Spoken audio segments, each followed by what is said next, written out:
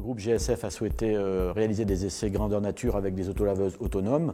On estime qu'une journée de test, ça n'amène aucune mesure et ça ne permet pas d'apprécier les performances des machines. Donc on a fait un test qui a duré 1 mois. On a sollicité 3 fournisseurs de machines pour faire ces tests dans un environnement hypermarché et on a décidé de prendre comme plage horaire avant l'ouverture pour les clients, c'est-à-dire le matin, avant ce qu'on appelle la mise à blanc, quand il y a la mise en rayon et la coactivité, le magasin et les équipes GSF. Et puis aussi, on a voulu tester les opérations de maintenance, c'est-à-dire une fois que c'est ouvert aux clients, pour voir, apprécier un petit peu la coactivité machine et environnement client.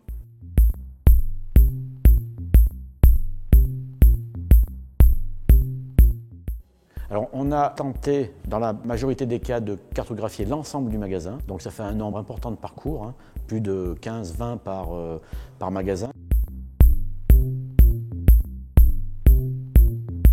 L'autonomie aujourd'hui est un petit peu limite un petit peu notre conception du modèle qu'on veut en faire.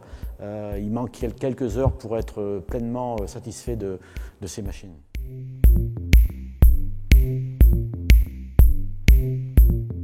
Essentiellement, donc, les machines sont chargées la veille pour le lendemain, donc le soir, à la fin de la prestation du soir.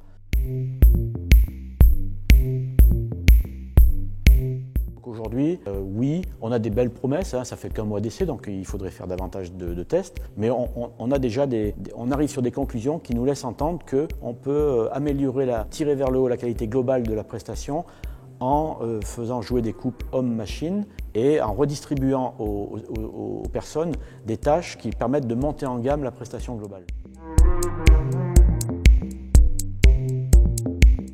Oui, globalement, la prise en main de ces machines sont assez aisées, les systèmes de navigation sont assez intuitifs, ça ne pose pas de problème pour un opérateur de s'approprier assez rapidement le fonctionnement de base.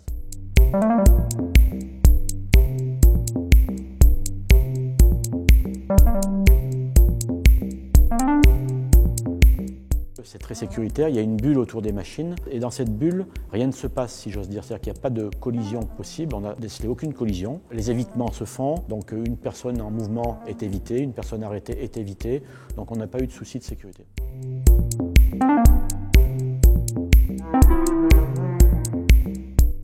La plateforme technologique des systèmes de navigation nous permet effectivement de récupérer des datas de façon quotidienne ou hebdomadaire.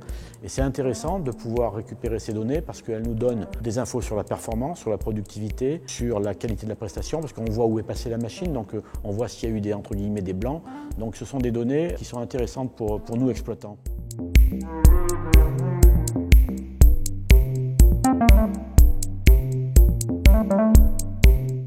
Le choix n'est pas aussi cornélien que ça.